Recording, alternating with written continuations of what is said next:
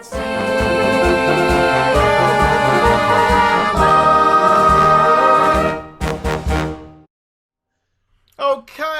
welcome TMIers to our last masterclass of the day. It's been a great day. We started with Dr. Jeff Barrington, and then we had John Lamb for lunch. Lamb for lunch. And you can catch those interviews on YouTube later tonight when we post them. And tomorrow is our last day of TMI, and you can catch in the morning Derek Lance at 11 a.m. Eastern Time.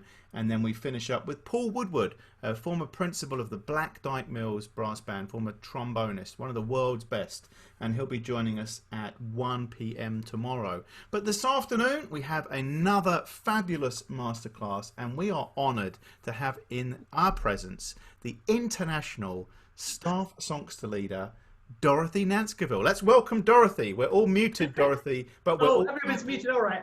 We're all clapping in our hearts. It's great to see you.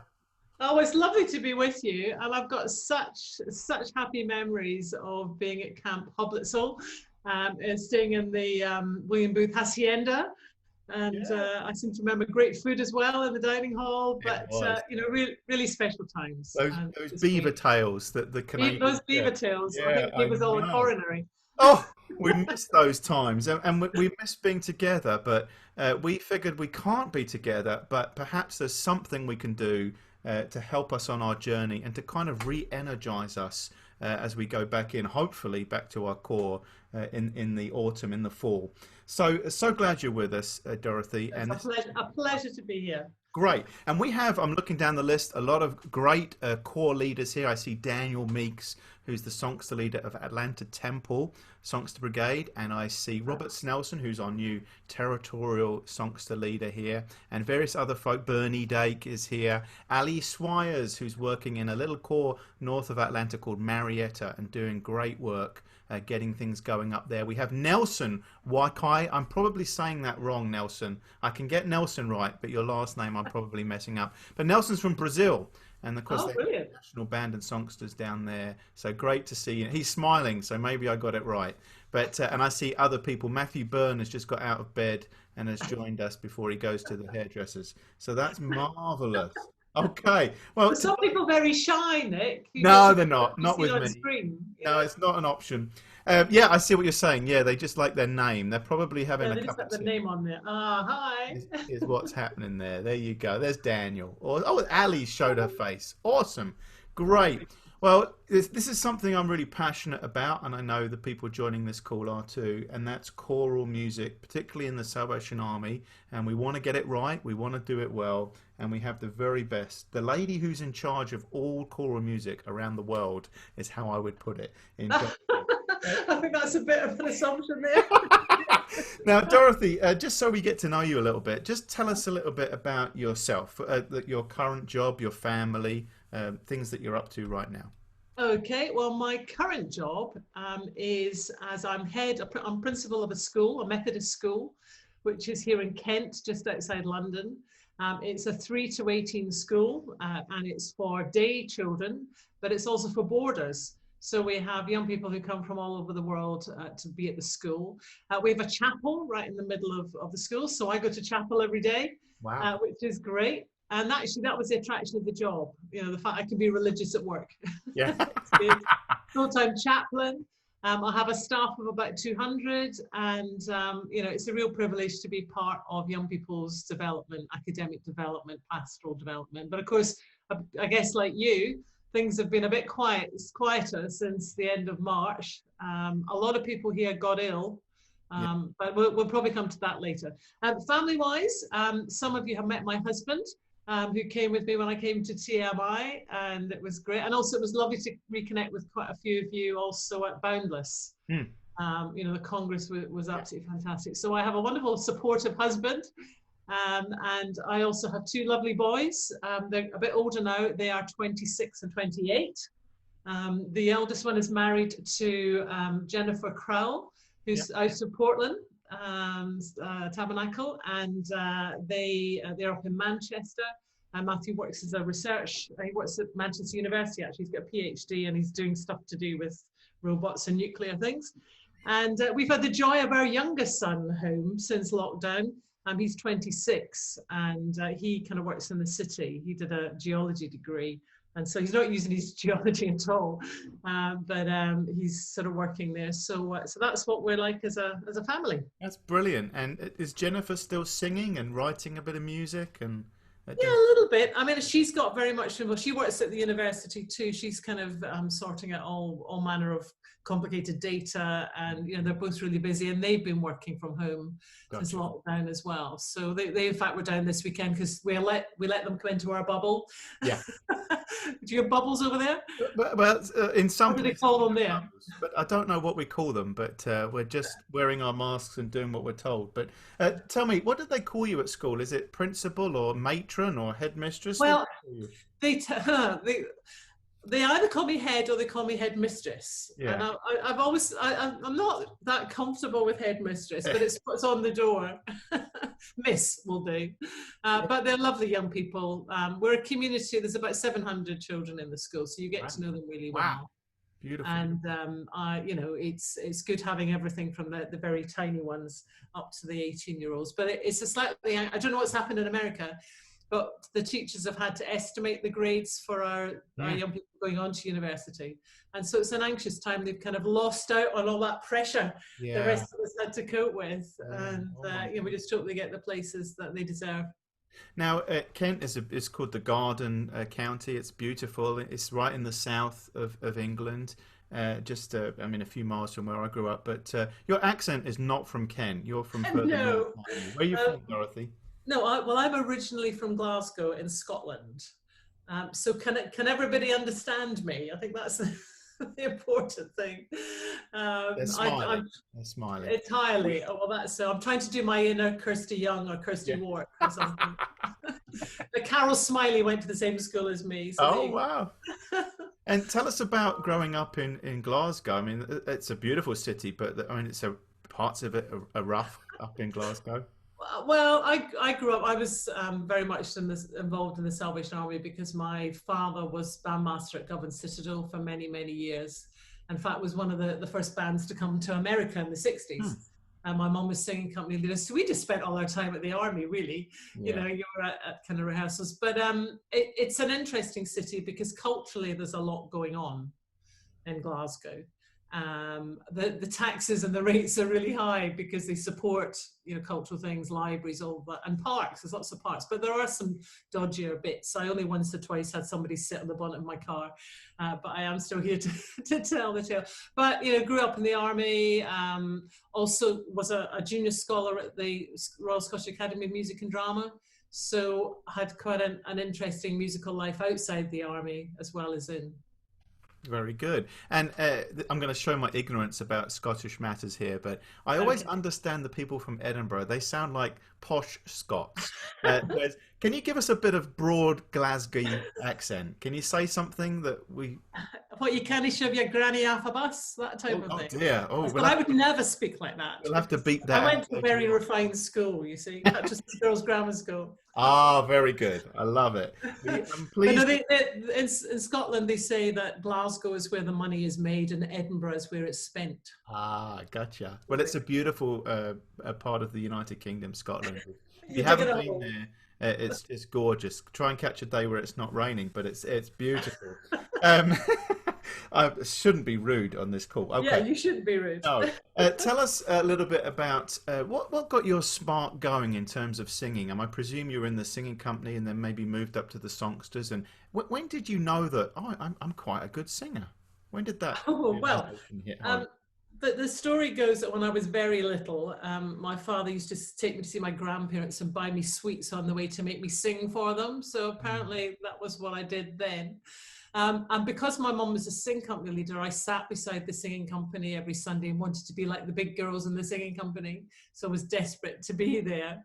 But you're right, it was singing company, it was songsters. Outside of the army, I was in a very musical school. So we did quite a lot of demanding repertoire. I mean, if I tell you, just everybody in the school, and you know, when you had your singing, they would have singing lessons, and we were singing sort of Schubert songs and all sorts of things, just, you know, on a Friday afternoon. There was also a book called kind of great. So, oh, there's Daryl. Hi, Daryl. There were kind of great songs of the British Isles as well. So we would sing things like the Errol King. So those of you who know Schubert Errol King, it's very demanding. Yeah. And that was just the people who were in the school. And also my music teacher had a good relationship with the university. So as a 13 or 14-year-old, I was involved in singing St. Matthew Passion, which was massive. And actually, I can remember the excitement of that. And all the different chorale harmonizations. So kind of school and then university as well, you know, sang in the chapel choir, but lots of army things too. And then somebody asked me earlier on this week, kind of, how did the leadership thing start? Well, I don't think it actually started with singing and standing in front of a group, although I was the timbre leader for a while. Maybe I don't know if that has any bearing on it. We've never heard about that. Yeah, no, keep quiet about that, because I wouldn't want to do that now. Just kidding. Those people who love timbrels. Just oh kidding. no, I love it. I just don't think I can do it now. I can't do the moves. But I became the songster pianist, not out of choice, because my father told me I had to be it. And I think when you sit and play and have to listen, that was actually, you know, you play for people you really respect and you can see them doing things. You sometimes play for people that, you know, you might have a different view of how you might do it. And so I actually, the first singing group that I took was not actually in the army, it was at school, because I was a school music teacher to start with. And I had quite a big choir that actually ended up on television, you know, kind of doing well in a competition. And so I suppose I was able to start that. So I never actually stopped and thought I want to be a leader, but you kind of fall into these things and you take the opportunities. Yeah, so I guess it was that, and then I was singing company leader, and then I was songster leader. And also I used to conduct the Bristol Junior Choir, which was a county group, and I also got involved in county music making too. So that sounds incredibly busy. And when I think back to, because we're of a similar age, I'm sure, Dorothy. Yes, we are. Oh, you're such a charmer. I know. You know, the singing company practice was maybe an hour and a half every week, and maybe we sang 3 songs on a Sunday in 2 meetings. And I remember singing every morning at assembly at school, and this is so foreign now to people like Ali on this call, who we don't get to sing in school, certainly not in a religious. You're not allowed to sing in school. Yeah, not in a religious way, you know. Right. I think you have music lessons and choir. Of course. I'm still singing a hymn every morning in school. Yeah, well, that's beautiful. But don't you think that I mean, obviously the Salvation Army had a massive impact on your music education, you know, through those groups? Yeah, absolutely. And I have to say also, it was on a family basis, because my father was a bandmaster, and he was what I learned, we're quite different personalities. I mean, he's now in glory, but he was really good at motivating people to play better than they could. Does that make sense? Yeah. You know, and I kind of watched that and saw how he interacted, and actually how you have to get the pace of things right. You know, you want to have an air of authority, because actually it's nothing worse than somebody standing in front that, you know, so terribly meek and mild, but you have to also, you know, interact with people. And I think particularly with singing, I'm not anti-band at all. I'm a bandmaster's daughter, but you haven't got an instrument and you haven't got a music stand. And, you know, for a lot of time, you haven't even got any music in front of you either. So you've got to kind of communicate when you do that. And then there were lots of people at music schools. You know, I went to Territorial Music School here that I really admired. I actually, before that, they used to, at Sunbury, they used to split the boys and the girls. That's how old I am. I got the last couple of years of when it was just girls. Was that with Muriel Yendall? Was she there? No, actually, I'm not that old. But I did know Muriel very well. And in fact, when I was taking a group at Territorial Music School, she came and sat in a rehearsal and took notes. Did she? And kind of, it was like an inspection. Yeah, but she was somebody I really looked up to. Yeah. And one of the things that I remember her saying to me, you know, we talked about, was just do really good singing. Don't worry about the gimmicks. just do really good singing. Wow, that's great advice. Now, I have to say, depending on I've used lots of gimmicks depending on the situation I'm in.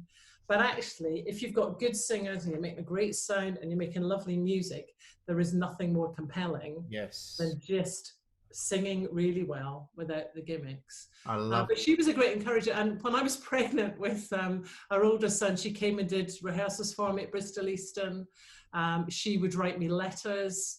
You know, she's a great role model in terms of encouragement. So lots of people, I heard people like Fred Crowhurst, you know, and it doesn't really, you can learn something from everybody that you see. Yeah. As a teacher, I'm often asked, you know, who are the best teachers? Well, from my point of view, it doesn't matter what subject you teach. If you are passionate about your subject, if you are, what was I going to say? You're passionate about something, you like children, you like the people you're working with, and you're a grown-up.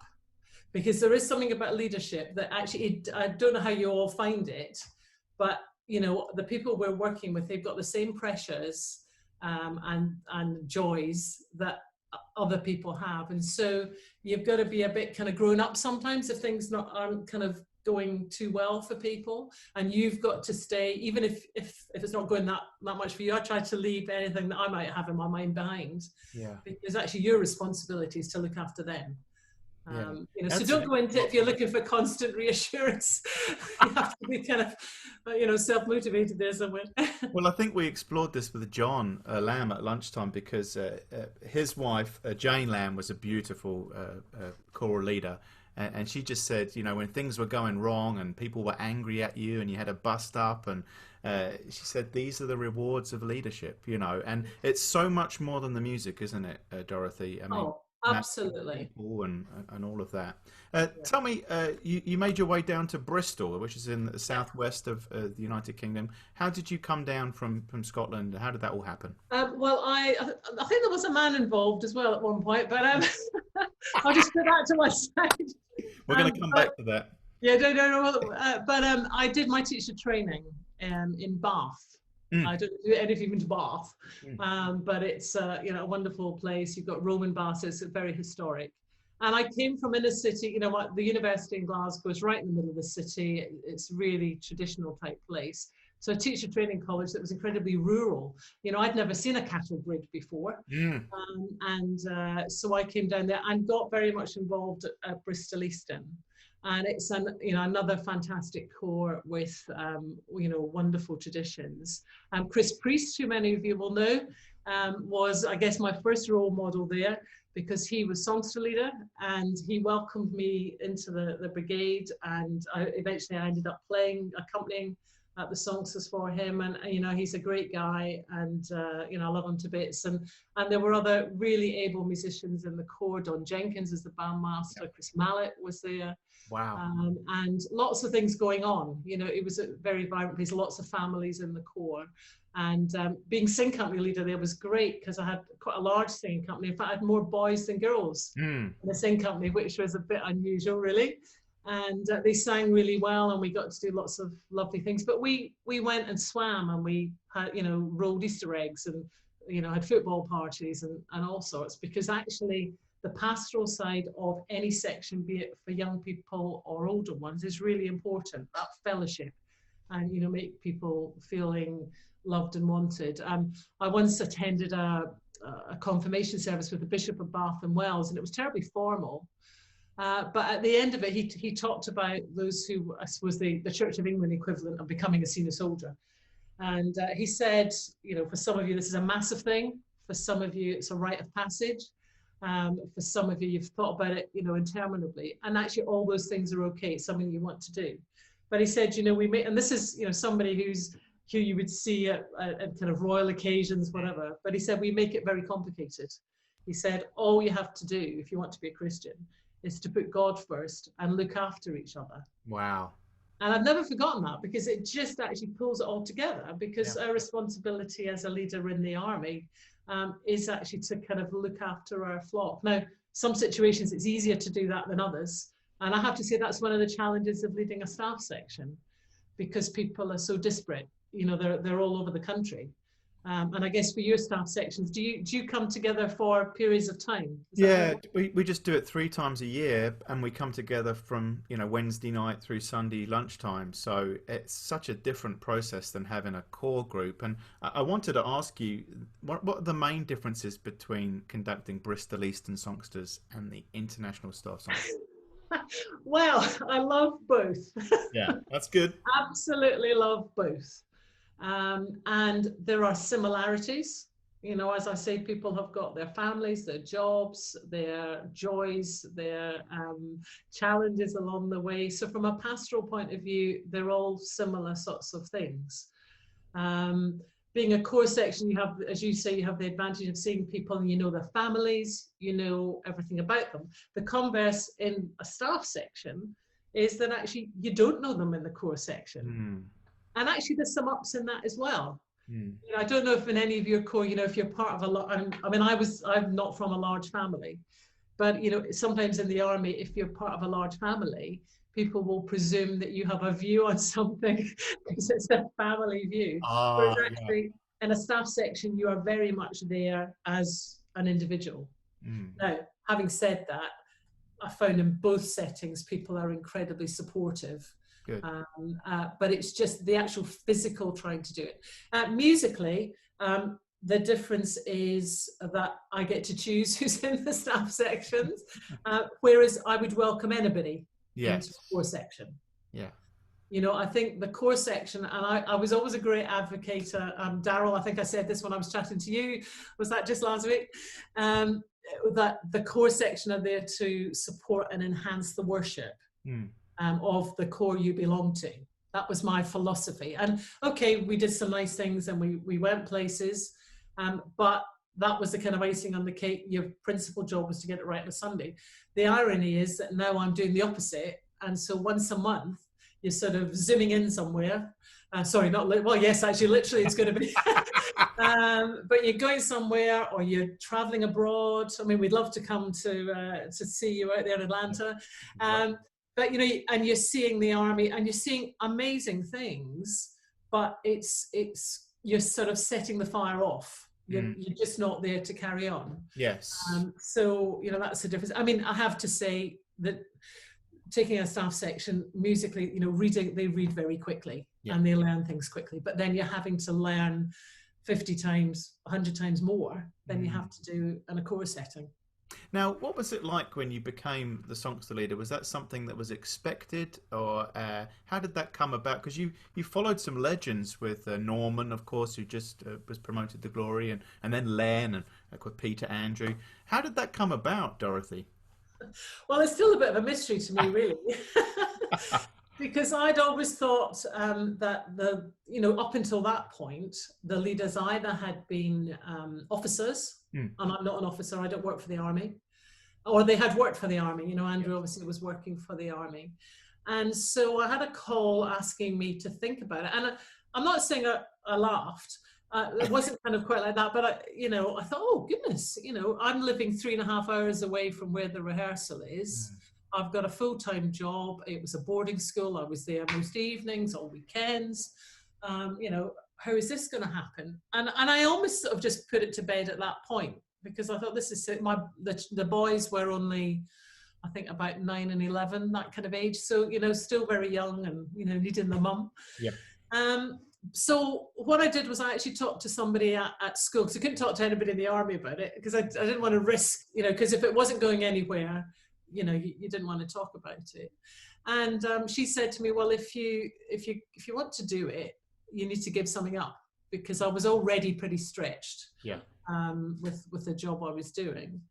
And so I thought, well, actually, the only thing I could give up are the core songsters, because I just couldn't keep that going and travel up 3.5 hours and also what I failed to mention was I actually lived an hour from the army I was attending as well. Wow. So that, that was quite a kind of commitment. Anyway, I then thought, well, I'll talk to the head, she's not going to wear this because it will mean I'll have to leave sort of 2 o'clock on a Wednesday afternoon. They are paying me to do my job. And she said, well, it'd be good profile for the school. We've been here for 1,100 years, but actually, if you can talk about the school. And the school I worked in, Wells Cathedral School, at that point was a specialist music school. And of course, a lot of people, we've got lots of very talented musicians in the army. So she almost saw it as a marketing exercise, really. So, but then I had to approach the chair of governors, and I thought, well, you know, still it's not going to go anywhere.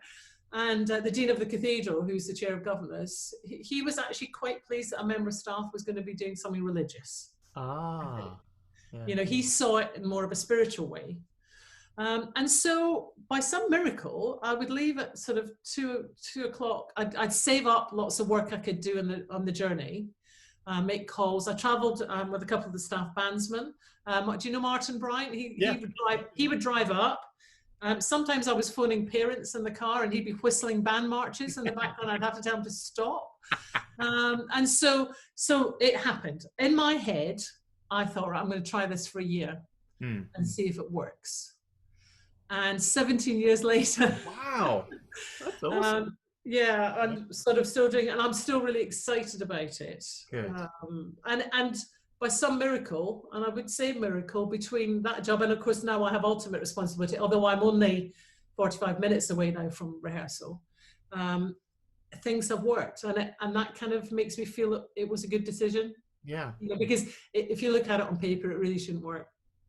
Now, you weren't a member of the group then, because No. you lived so far. So were you quite daunted going into that first rehearsal? Was it scary? Were your knees knocking? Or did you have supreme confidence about the whole thing? Oh, I was apprehensive. Yeah. And because my children were quite young when I had the children, so for the previous, you know, sort of 11 years, I was busy at Bristol Easton. I was busy 3.5 hours away from London, and I wasn't a kind of groupie of the staff songsters because I couldn't be, you know, I had other responsibilities. And so I wasn't exactly sure, and I hadn't heard them recently, so I wasn't exactly sure what I was going to meet. On the other hand, I had just been to Territorial Music School, and there were quite a number of the group at that music school just a few months before. And, you know, I got to know some of them. So I was kind of going to a place where I knew some people. Yeah. Apparently I was a bit scary on the first night. Really? I A very can't good friend of mine thought, you know, they were terrified apparently, although somebody did try to speak up, and I wasn't that sure about that. But it was, yeah, but it's such a privilege to do the job. And I've always taken it really seriously. You know, I don't take it for granted in any way. So they were really nice to me. I've sort of got lots of friends within the group. So yes, apprehensive because in every situation you don't quite know. And it's a bit like coming to music school. You know, I must have driven you mad. I really struggle choosing music for music schools because you don't know what you're going to be working with. Yeah. Until you get this. So I always tell, you know, you and Neil and, you know, Annabelle, Ron, you know, I'm kind of giving these big long lists of music. And it's only because you're trying to make sure you do a good job and that it's not too hard, but it's not too easy. And in fact, normally, you know, you have to try a range of things. So yes, it was daunting, but enjoyable. Now, in a minute, we're going to get into some of the practical application of being a choral music leader in the corps. But before we go there, just tell us maybe some of the best ISS experiences you've had. You know, maybe you've been travelling abroad or a big congress, or what are some of the high point moments you've experienced? Well, you might find this a bit of a strange thing, but it's actually being in prison with the ISS.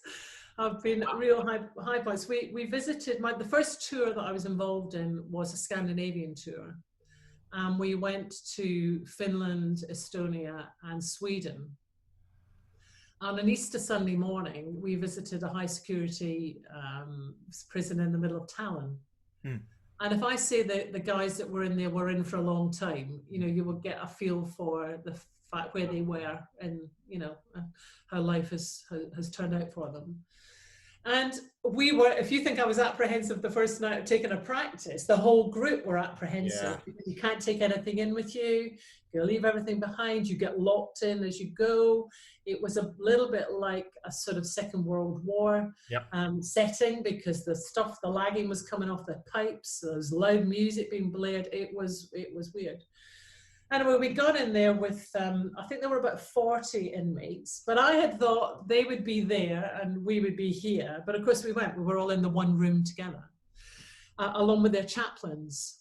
And they've done a fantastic job, these chaplains there, because we had the most amazing Easter morning service.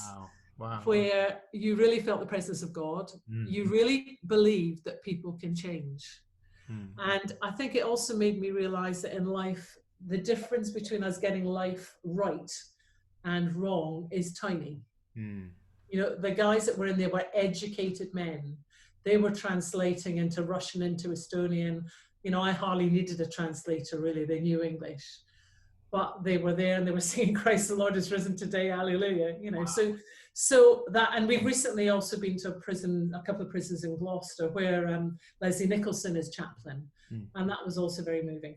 I have to, however, if you want a more recent one, it's our 40th anniversary this year. And we had all sorts of things planned for this year. Yeah, I know. And we got a couple of them in. The first one was a joint festival with the staff band, which was in the Regent Hall. And Len Ballantyne was able to come across. And we had a lovely message from Norman as well. And Andrew Blythe was there too. And that was really special. And we had lots of the alumni. Then we went off to Sunderland for a weekend. And then the big sort of, I'd like to say, groundbreaking event happened in the Fairfield Halls, Croydon, which I guess you know it, Nick. You know Hendon Highlights. No, not Hendon Highlights.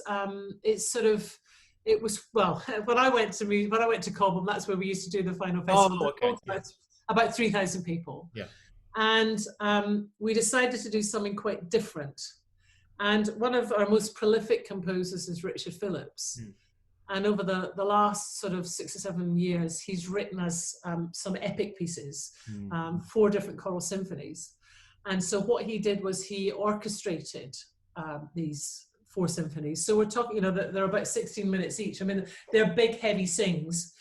And we had the London Mozart Players playing for us. So we had a professional orchestra, ISS. We also had the alumni there, so we had some songs with them too.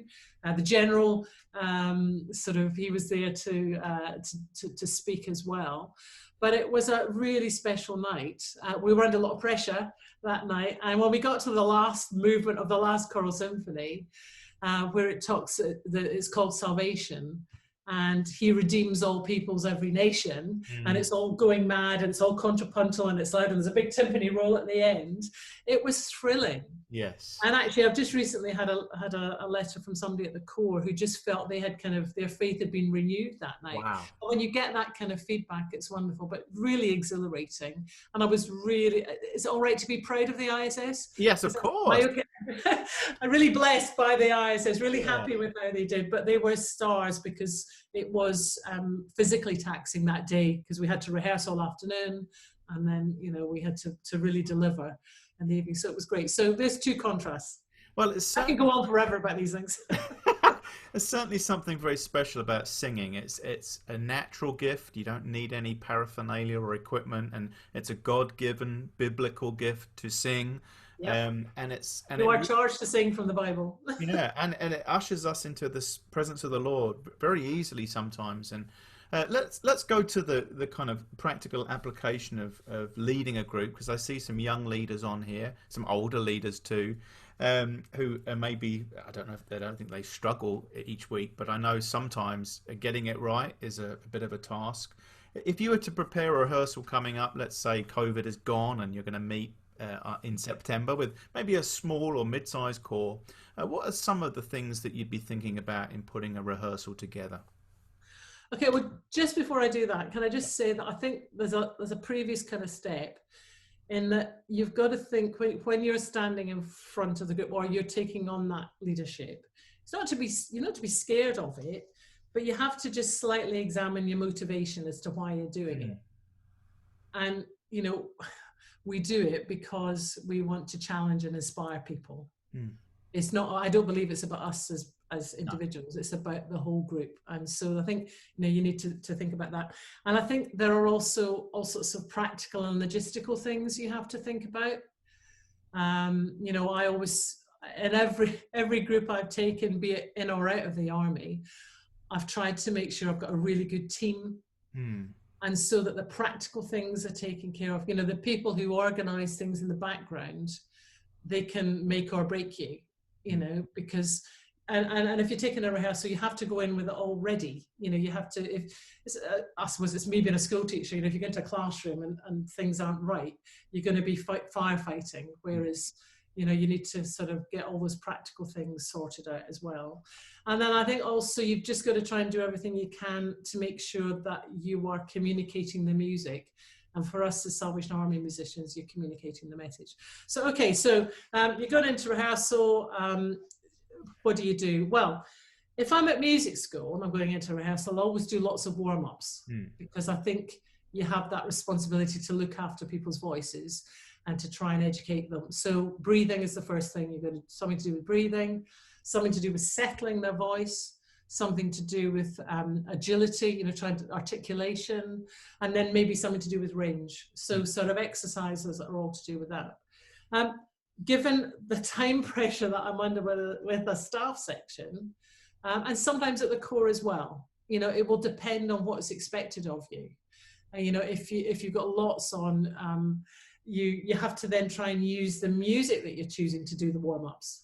And also sometimes when you're dealing with a wide range of ages, and that's what I love about a choral songster brigade. Yeah, I absolutely love it. I'm struggling to think of anything else, a band of songsters where outside of the army, where would have people who are teenagers along with people that were in their 70s or 80s, you know? That's just not what normally happens if you're in a sport or, you know, you're doing other things. So,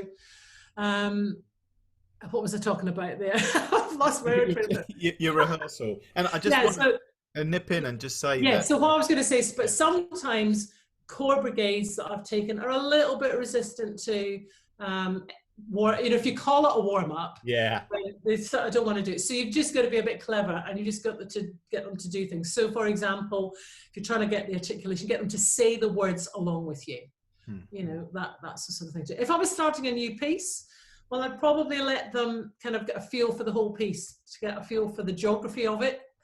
And what I tend to do is to maybe encourage people to not to sing out, because once again, in a core brigade, you'll have some people who can read quite easily. You'll have some people that don't know where the notes are going, and they're learning by ear. But to maybe hum along with your accompanist, if you're blessed with a good accompanist. And so, you know, that's something that you have to do. If you're not, then you've got to think of other ways of doing it. You need to get recordings, or, you know, I often will, if you play yourself, you know, you just have to do both things. So I'll probably start with that. And then it is a case of actually working and sorting out the accuracy, you know, do things slowly. I mean, rhythmically is really important to get the rhythm right to start with. And so, you know, subdivide things. If you've got something really complicated, do it slow. There is nothing worse than learning something quick and then it's not quite right, and then you've got to go away and sort of sort it out again. So sorting out the rhythm, sorting out all the pitches, sorting out what certainly when I was a student, we used to refer to the purple passages, you know, the bits that are giving a little bit more problem. And you need to sort all those sort of things out.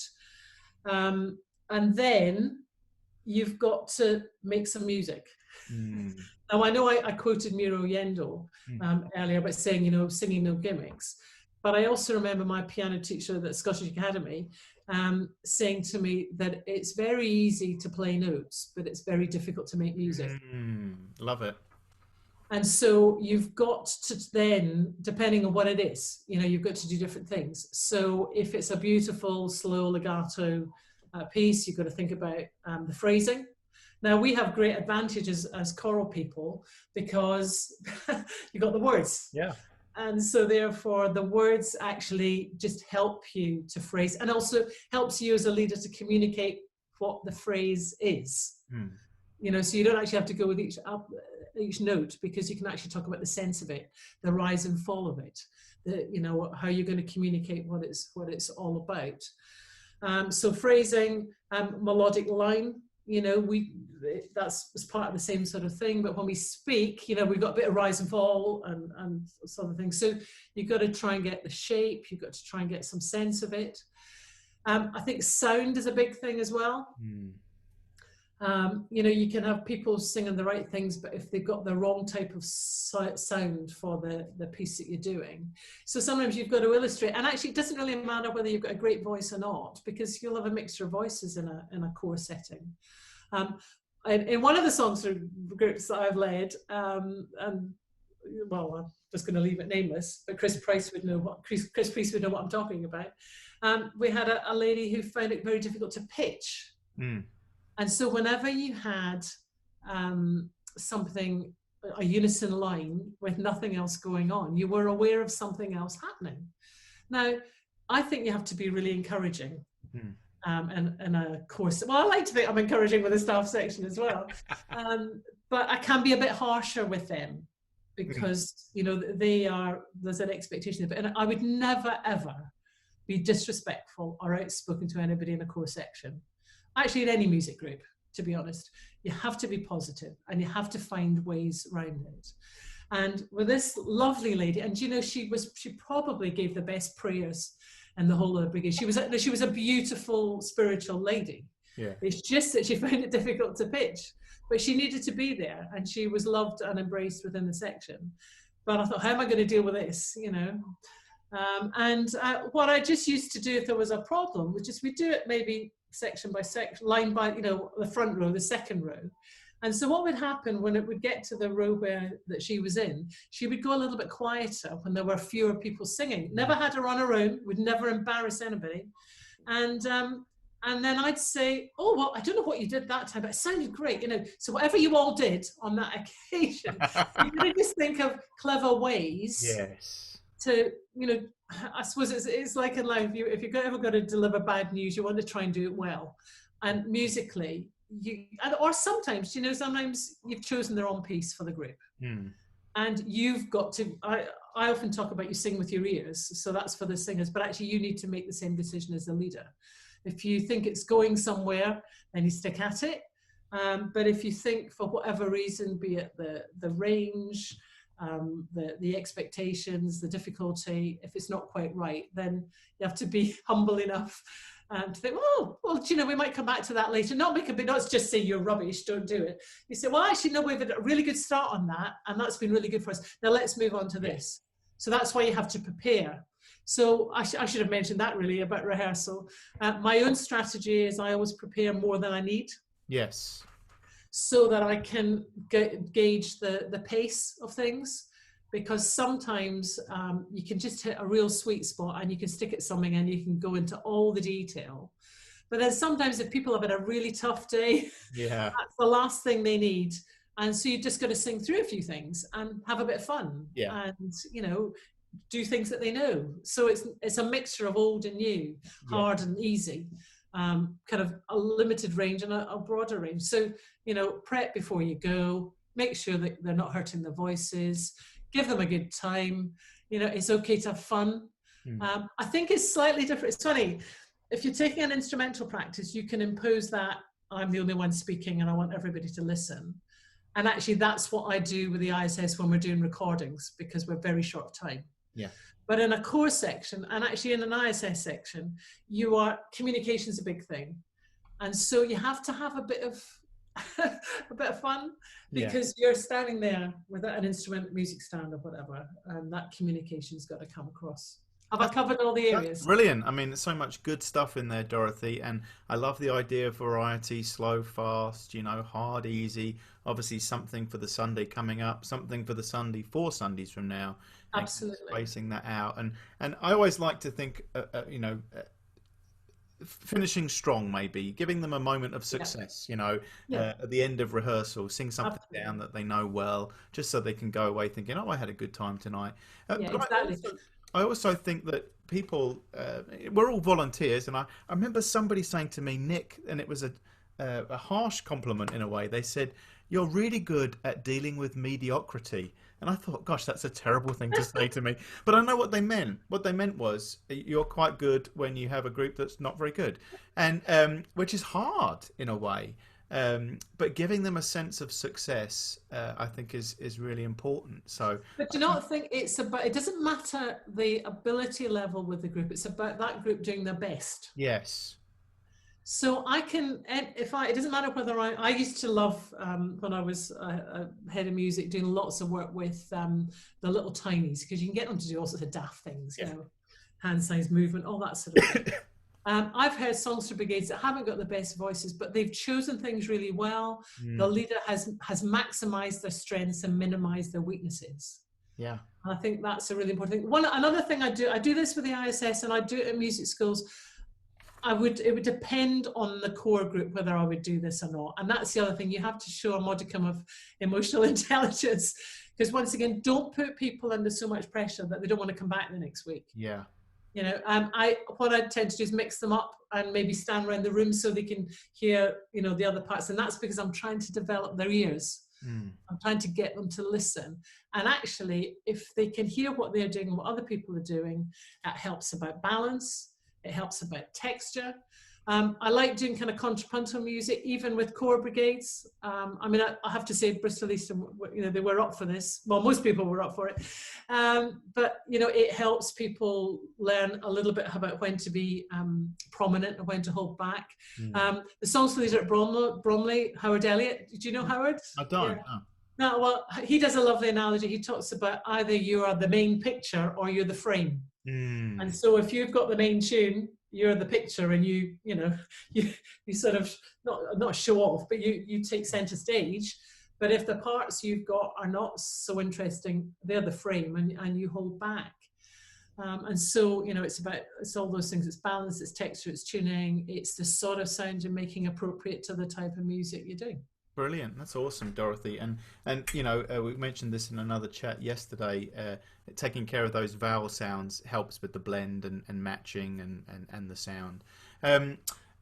One practical thing about conducting, are you beating time up there, or are you conducting a phrase? And I mean, we have all kinds of variety of choral leaders, and I think the difference between, say, Norman and Len, you know, is about as marked as anybody. But what's your style, Dorothy?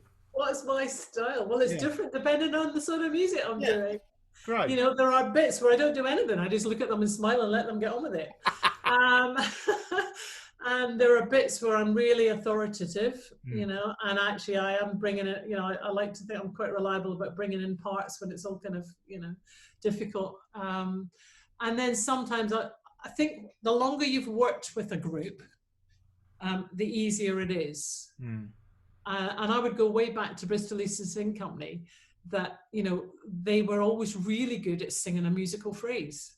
So you could indicate to them what to do with your hands, and you can kind of do smaller gestures. I think, you know, people get used to you. But certainly if I'm doing a kind of choral workshop, I'll be as bossy as can be, and I'll be sort of, you know, really clearly pointing out what people are doing. But in other situations, so it's about the situation, and it's about clarity. You know, you've got to try and be clear when you're in a rehearsal as to what you want. I think that you've got to be careful not to talk too much. Yeah. Because people have turned up to sing. Yep. So if all they're going to do is sit and listen to you talk, you know, you can't be inspiring every 2 seconds. They are there to sing.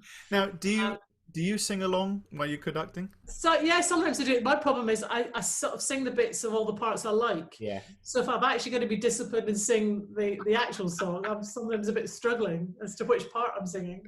But I will in practice. I'll tend not to do it so much in performance. Yeah. Okay. Well, I'm wondering if anybody out there has questions. You can raise your hand, and I will call upon you. And there's usually a couple of questions. Let's see our outstanding young leaders out there, or old leaders. I have a question, Nick. Who's that? This is Bernie. Oh, hey, Bernie. Hi, Bernie. Hey.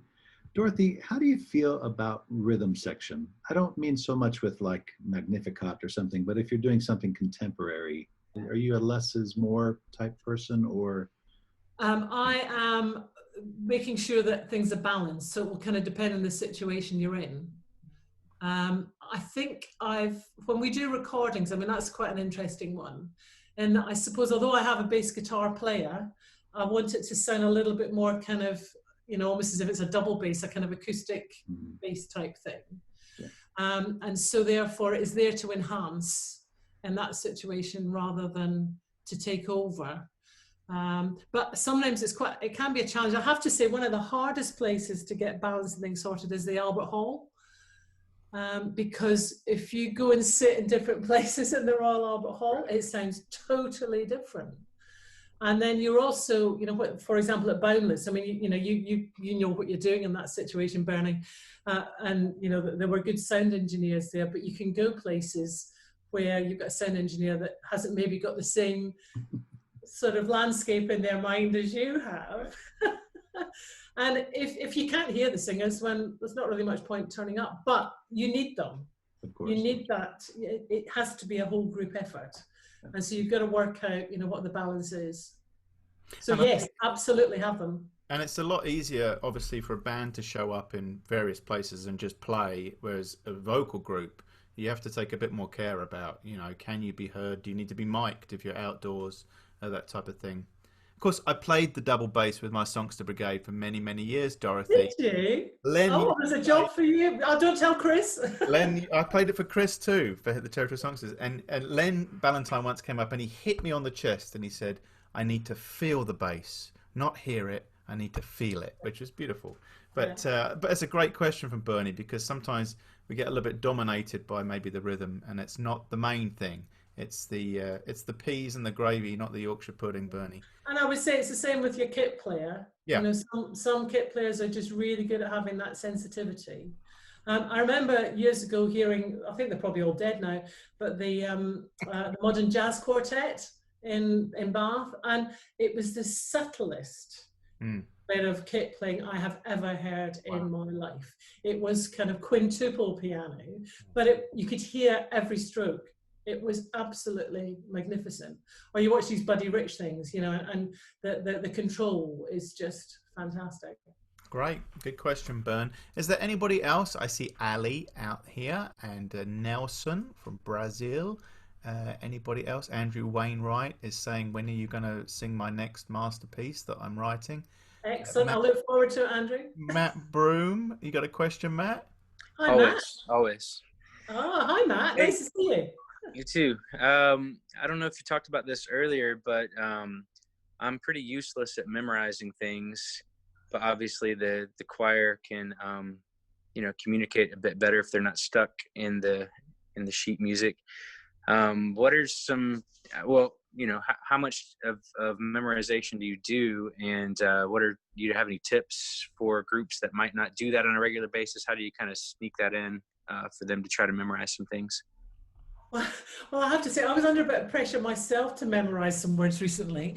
That we were very excited that we're invited to do a recording for the BBC's Songs of Praise programme, which goes out on a Sunday. It's going out at the end of August.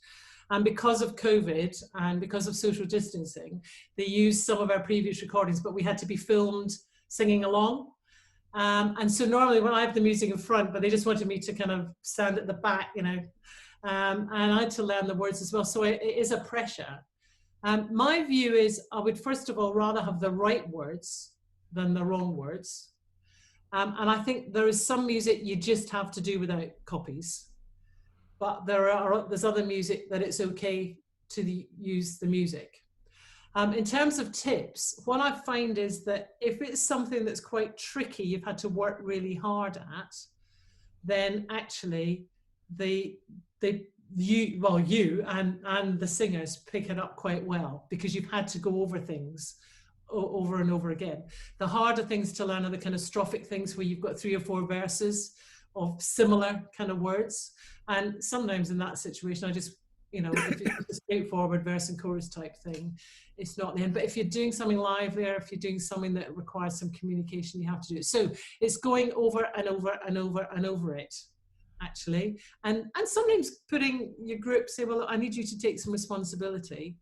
The staff songsters quite like it if I give them the beginning of the words of the phrase. And actually often if they're relaxed about it, it just kind of happens.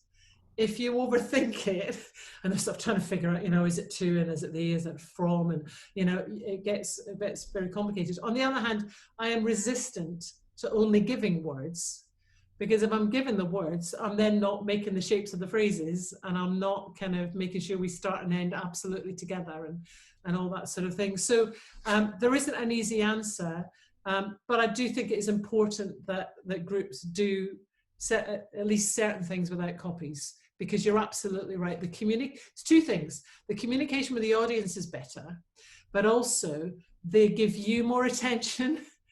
And so you actually find that the group is tighter, and it's, you know, they're all listening better because they're trying to pick up the words from the person that's kind of next to them.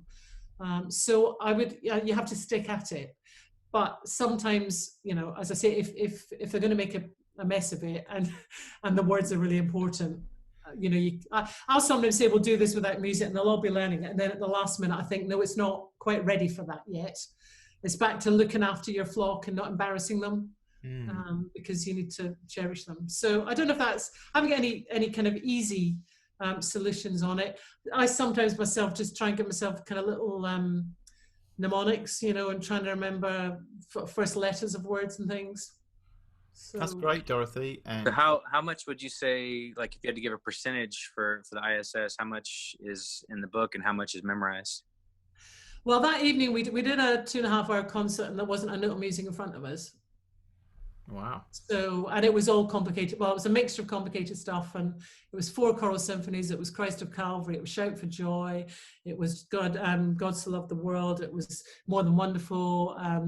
The Lord Bless Thee and Keep Thee. And so most of our Saturday night festival will be done without any music at all. So I'm less precious about it on a Sunday morning, because I think you're in a more reflective situation. And often, although the songs you sing on a Sunday morning might appear simple, they're not, because it's often about the words are about people's personal experience. And so you've got to be absolutely sure that people are comfortable with the words. So if I took the music away, we were singing Here Is Love once, and I forgot to get them to reopen their folder, and they looked panic-stricken. I would never do that again. Good question, Matt. And look after your flock, Matt. Don't embarrass them, all right? Don't embarrass them. Don't embarrass your flock.